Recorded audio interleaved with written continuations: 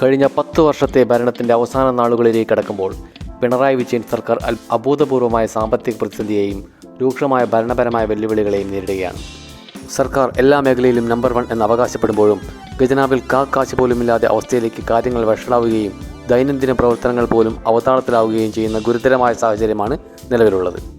സമീപകാല തെരഞ്ഞെടുപ്പ് ഫലങ്ങൾ നൽകുന്ന രാഷ്ട്രീയ സൂചനകളും മുന്നണികളിലെ ഭിന്നതകളും സർക്കാരിൻ്റെ പ്രതിച്ഛായയ്ക്ക് മങ്ങലേൽപ്പിച്ചിരിക്കുന്നു.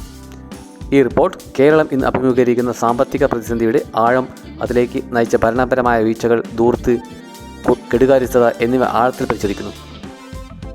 സർക്കാർ അതിൻ്റെ നേട്ടങ്ങളെക്കുറിച്ച് നിരന്തരം അവകാശം ഉന്നയിക്കുമ്പോൾ ജനങ്ങളുടെ യഥാർത്ഥ മനോഭാവം എന്താണെന്ന് മനസ്സിലാക്കേണ്ടത് പ്രധാനമാണ്.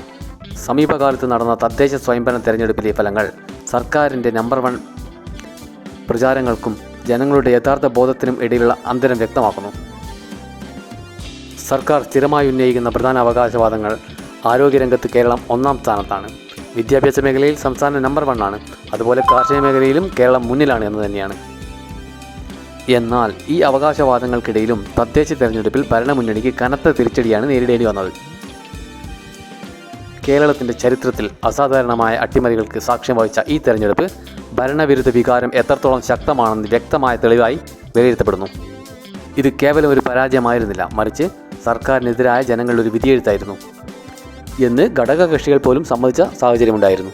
ഇടതുപക്ഷ ജനാധിപത്യ മുന്നണിയിലെ 2ാം കക്ഷിയായ CPIയുടെ സംസ്ഥാന സെക്രട്ടറി തന്നെ സർക്കാരിൻ്റെ പ്രവർത്തന ശൈലിയെ രൂക്ഷമായി വിമർശിച്ചു.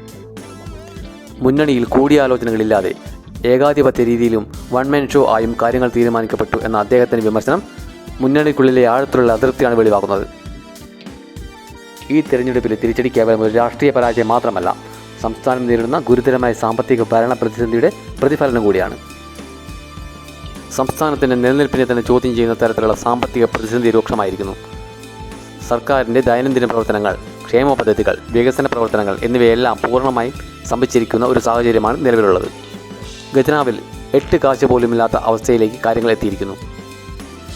ശമ്പളവും പെൻഷനും മുടങ്ങുന്നു. മാസ ശമ്പളവും പെൻഷനും നൽകാൻ പോലും പണമില്ലാതെ സർക്കാർ നട്ടം തിരിക്കുകയാണ്. എങ്ങനെ പണം കണ്ടെത്തുമെന്നറിയാതെ ആശങ്കയിലാണ് സർക്കാർ സംവിധാനം. കഴിഞ്ഞ 10 വർഷം കൊണ്ട് കേരളത്തിൻ്റെ സഞ്ചിത കടം 6 ലക്ഷം കോടി രൂപ എന്ന ഞെട്ടിക്കുന്ന സംഖ്യയിലേക്ക് ഉയർന്നിരിക്കുന്നു. സംസ്ഥാനത്തിൻ്റെ വരുമാനത്തേക്കാൾ എത്രയോ മടങ്ങ് അധികമാണ് ഈ കടബാധ്യത. കേന്ദ്ര സർക്കാരിൽ നിന്ന് കടമെടുക്കാനുള്ള പരിധിയിൽ കാര്യമായി കുറവ് വരുത്തിയത് പ്രതിസന്ധിയുടെ ആഴം കൂട്ടി. ഇതോടെ പുതിയ കടമെടുപ്പ് ദൈനംദിന ചെലവുകൾ നടത്താനുള്ള വഴിയും അടഞ്ഞിരിക്കുകയാണ്. ഈ ഒരു സാമ്പത്തിക തകർച്ച സാധാരണക്കാരൻ്റെ ജീവിതത്തെയാണ് ഏറ്റവും ദോഷകരമായി ബാധിച്ചിരിക്കുന്നത്. വികലാംഗർക്കും വിധവകൾക്കുമുള്ള പെൻഷനുകൾ മുടങ്ങിയിരിക്കുന്നു. ക്യാൻസർ രോഗികൾ ചികിത്സാ സഹായം നിലച്ചിരിക്കുന്നു. പാവപ്പെട്ടവരുടെ ഏക ആശ്രയമായ സർക്കാർ ആശുപത്രികളിലെ മരുന്നുകളും ഓപ്പറേഷൻ ആവശ്യമായ ഉപകരണങ്ങളും ലഭ്യമല്ലാത്ത അവസ്ഥയിലാണ്. ഇത്രയും വലിയൊരു സാമ്പത്തിക തകർച്ചയിലേക്ക് സംസ്ഥാനത്തെ നയിച്ചത് സർക്കാരിൻ്റെ കെടുകാര്യസ്ഥതയും അനിയന്ത്രിതമായ ധൂർത്തുമാണെന്ന ആരോപണം ശക്തമാണ്. വരവിനേക്കാൾ കൂടുതൽ ചെലവാക്കാൻ ആരാണ് ഇവർക്ക് ലൈസൻസ് കൊടുത്തത്? സംസ്ഥാനം കടുത്ത സാമ്പത്തിക പ്രതിസന്ധിയിൽ മുങ്ങിത്താഴുമ്പോഴും സർക്കാരിൻ്റെ ഭാഗത്തു നിന്നുള്ള ധൂർത്തിനും ആഡംബരത്തിനും യാതൊരു കുറവുമില്ല. ഖജനാവിലെ പണം വിവേചനരഹിതമായി ചെലവഴിക്കുന്നതും അനാവശ്യ പദ്ധതികൾ നടപ്പിലാക്കുന്നതുമാണ് പ്രതിസന്ധിയുടെ മൂലകാരണമെന്ന് വ്യാപകമായി വിമർശിക്കപ്പെടുന്നു. ഒരു വശത്ത് കോടികൾ ധൂർത്തടിക്കുമ്പോൾ അതിൻ്റെ ഭാരം മറുവശത്ത് സാധാരണക്കാരൻ്റെ മേൽ നികുതിയായി അടിച്ചേൽപ്പിക്കുന്നു. അനാവശ്യ ചെലവുകൾ, അതായത് ഖജനാവിൽ പണമില്ലാത്തപ്പോഴും മുഖ്യമന്ത്രിക്ക് 1 കോടിയിലധികം രൂപ വിലമതിക്കുന്ന പുതിയ കാർ വാങ്ങാനുള്ള തീരുമാനം, ലോക കേരള സഭ പോലുള്ള മഹാമേളകൾ സംഘടിപ്പിക്കുന്നത്, മന്ത്രിമാരുടെ വിദേശയാത്രകൾ എന്നിവയെല്ലാം കടുത്ത വിമർശനത്തിന് ഇടയാക്കിയിട്ടുണ്ട്. അതുപോലെ തന്നെ ഉദ്യോഗസ്ഥ നിയമനങ്ങൾ.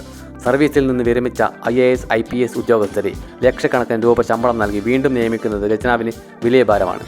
സർക്കാരിൻ്റെ വാഴ്ത്തുപാട്ടുകൾ ആയി പ്രവർത്തിക്കാൻ കഴിയുന്നതാണ് ഇവർക്കുള്ള പ്രധാന യോഗ്യതയെന്ന ആരോപണം ശക്തമാണ്. ഒരു വശത്ത് ധൂർത്ത് തുടരുമ്പോൾ മറുവശത്ത് വെള്ളക്കരം, വൈദ്യുതി ചാർജ്, വാഹന നികുതി എന്നിവയെല്ലാം വർദ്ധിപ്പിച്ച് സർക്കാർ സാധാരണക്കാരനെ നടു ഒടിക്കുകയാണ്. വികസന പ്രവർത്തനങ്ങൾക്കായി രൂപീകരിച്ച കിഫ്ബി എന്ന യന്ത്രത്തിൻ്റെ തലപ്പത്തും സർവീസിൽ നിന്ന് പിരിഞ്ഞു പോയ ഉദ്യോഗസ്ഥരാണ് ലക്ഷങ്ങൾ ശമ്പളം പറ്റുന്നത്. ഇത് സർക്കാർ വാഴ്ത്തുപാട്ടുകൾക്ക് ഖജനാവിൻ്റെ പണം നൽകുക മറ്റൊരു ഉപാധിയായി പ്രവർത്തിക്കുന്നു. ഈ പ്രവർത്തനങ്ങളെല്ലാം തന്നെ സർക്കാരിൻ്റെ കെടുകാര്യസ്ഥതയുടെയും ജനങ്ങളോടുള്ള ഉത്തരവാദിത്തമില്ലായ്മയുടെയും ആഴം വ്യക്തമാക്കുന്നു. ഇത് സംസ്ഥാനത്തിൻ്റെ സാമ്പത്തിക അടിത്തറയെ തന്നെ തകർത്തിരിക്കുകയാണ്. സാമ്പത്തിക പ്രതിസന്ധിക്ക് പുറമെ സംസ്ഥാനത്തെ ഭരണ സംവിധാനവും ഗുരുതരമായ സ്തംഭനാവസ്ഥയെ നേരിടുകയാണ്. കാര്യക്ഷമമല്ലാത്ത നേതൃത്വവും വ്യക്തമായ ആസൂത്രണമില്ലായ്മയും കാരണം പ്രധാന വകുപ്പുകളെല്ലാം, പ്രത്യേകിച്ച് വിദ്യാഭ്യാസ മേഖല, തകർച്ചയുടെ വാക്കിലാണ്. കുട്ടിച്ചോറായ ഉന്നത വിദ്യാഭ്യാസം. സംസ്ഥാനത്തെ ഉന്നത വിദ്യാഭ്യാസ വകുപ്പ് കുട്ടിച്ചോറായി കിടക്കുന്നു. കേരളത്തിലെ 11 സർവകലാശാലകളിൽ വൈസ് ചാൻസലർമാരില്ല. 66 സർക്കാർ കോളേജുകളിൽ പ്രിൻസിപ്പൽമാരില്ല. സംസ്ഥാനത്തിൻ്റെ ചരിത്രത്തിൽ കേട്ടുകേൾവിയില്ലാത്ത ഈ സാഹചര്യം ഉന്നത വിദ്യാഭ്യാസ രംഗത്തെ പൂർണ്ണമായും തകർത്തിരിക്കുന്നു. അതുപോലെ തകർന്ന പൊതുവിദ്യാഭ്യാസം. പല സ്കൂൾ കെട്ടിടങ്ങളും ഏത് നിമിഷവും ഇടിഞ്ഞു വീഴാവുന്ന അവസ്ഥയിലാണ്. അധ്യാപകർ സ്വന്തം കയ്യിൽ നിന്ന് പണമെടുത്ത് നൽകിയ ഉച്ചഭക്ഷണ പദ്ധതിയുടെ പണം പോലും സർക്കാർ നൽകിയിട്ടില്ല. അതുപോലെ ഉദ്യോഗസ്ഥ തലത്തിലെ അതൃപ്തി. സ്വന്തം IAS ഉദ്യോഗസ്ഥരെ പോലും സംരക്ഷിക്കാൻ സർക്കാരിന് കഴിയുന്നില്ല. പല ഉദ്യോഗസ്ഥർക്കെതിരെയും പ്രതികാര നടപടികൾ സ്വീകരിക്കുന്നതും അവരുമായി നിയമയുദ്ധങ്ങൾ നടത്തുന്നതും ഭരണ സംവിധാനത്തിൻ്റെ കാര്യക്ഷമതയില്ലായ്മയുടെ തെളിവാണ്. അടിസ്ഥാന ഭരണ ചുമതലകളിൽ പോലും പരാജയപ്പെട്ട സർക്കാർ ഈ വീഴ്ചകളെ മറച്ചുവെച്ചാണ് ഇപ്പോൾ ഖജനാവിലെ അവസാനത്തെ പണവും ഉപയോഗിച്ച് കാരണമാമാങ്കത്തിന് ഇറങ്ങിയിരിക്കുന്നത്. നേരിടുന്ന കടുത്ത വിമർശനങ്ങളെയും തെരഞ്ഞെടുപ്പ് പരാജയത്തെയും പ്രതിരോധിക്കാൻ സർക്കാർ ഖജനാവിലെ പണം ഉപയോഗിച്ച് വലിയ പ്രചാരണ പരിപാടികൾ സംഘടിപ്പിക്കുകയാണ്. ഇത് നിലവിലുള്ള സാമ്പത്തിക പ്രതിസന്ധിയെ കൂടുതൽ വഷളാക്കുകയുള്ളൂ എന്ന വിമർശനം ശക്തമാണ്. പിന്നെ കേരള യാത്ര. സർക്കാരിൻ്റെ ഭരണ നേട്ടങ്ങൾ ജനങ്ങളിൽ എത്തിക്കാൻ എന്ന പേരിൽ മന്ത്രിമാർ ഒന്നടങ്കം സംസ്ഥാനത്തിലുടനീളം കേരള യാത്ര നടത്തുകയാണ്. ഖജനാവ് കാലിയായിരിക്കുമ്പോൾ ലക്ഷങ്ങൾ ചെലവഴിച്ച് നടത്തുന്ന ഈ യാത്രയുടെ ഔചിത്യം ചോദ്യം ചെയ്യപ്പെടുന്നു. അതുപോലെ സർക്കാർ ലഘുലേഖകളുമായി വീടുകൾ സന്ദർശിക്കാൻ ഒരു വോളണ്ടിയർ സേനയെ നിയോഗിച്ചിരിക്കുന്നു. ആരാണ് ഈ വോളണ്ടിയർമാർ? മാർക്സിസ്റ്റ് കമ്മ്യൂണിസ്റ്റ് പാർട്ടിയിലെ നോട്ടീസ് വിതരണം ചെയ്യുന്നവരും പോസ്റ്റർ ഒട്ടിക്കുന്നവരുമാണോ ഇവർ? സർക്കാർ രേഖകൾ ജനങ്ങളിലേക്ക് എത്തിക്കാൻ ആർക്കാണ് ഇവർക്ക് അധികാരം നൽകിയത്? ഇവരുടെ ചെലവുകൾ ആരാണ് വഹിക്കുന്നത്? തുടങ്ങിയ ചോദ്യങ്ങൾക്ക് സർക്കാർ മറുപടി നൽകുന്നില്ല. ബഹുമാനപ്പെട്ട C. Achutha Menon, P.K. Vasudevan Nair, E.K. Nayanar, V.S. Achuthanandan തുടങ്ങിയ മുൻ ഇടതുപക്ഷ മുഖ്യമന്ത്രിമാർ ഭരിച്ചപ്പോൾ പോലും ഇത്തരമൊരു രീതി ഉണ്ടായിരുന്നില്ല എന്നത് ശ്രദ്ധേയമാണ്. തെരഞ്ഞെടുപ്പ് പരാജയത്തിൽ സമനില തെറ്റിയ ഭരണമുന്നണി പരാജയ ഭീതിയിൽ നിന്നാണ് ഇത്തരം പ്രചാരണ തന്ത്രങ്ങൾ മെനയുന്നതെന്ന് നിരീക്ഷണം ശക്തമാണ്. ശേഷിക്കുന്ന സർക്കാർ പണം കൂടി ദൂർത്തെടിച്ച് അടുത്ത സർക്കാരിൻ്റെ ശൂന്യമായ ഖജനാവ് കൈമാറാനാണ് ശ്രമമെന്നും ആരോപണമുണ്ട്. ചുരുക്കി പറഞ്ഞാൽ കഴിഞ്ഞ 10 വർഷത്തെ ഭരണത്തിൻ്റെ അവസാനത്തിൽ കേരളം എത്തി നിൽക്കുന്നത് ഗുരുതരമായ ഒരു പ്രതിസന്ധിയിലാണ്. കെടുകാര്യസ്ഥത, അനിയന്ത്രിതമായ ധൂർത്ത്, ഏകാധിപത്യപരമായ ഭരണശൈലി എന്നിവ സംസ്ഥാനത്തിൻ്റെ സാമ്പത്തിക ഭാവിയെയും ഭരണ സംവിധാനത്തെയും തകർത്തിരിക്കുന്നു. ഇനിയുള്ള ഈ 3 മാസങ്ങളിൽ ഈ സർക്കാർ എങ്ങനെ മുന്നോട്ട് പോകുമെന്നുള്ളത് വലിയ ആശങ്കകളുണ്ടാകുന്ന ചോദ്യമാണ്.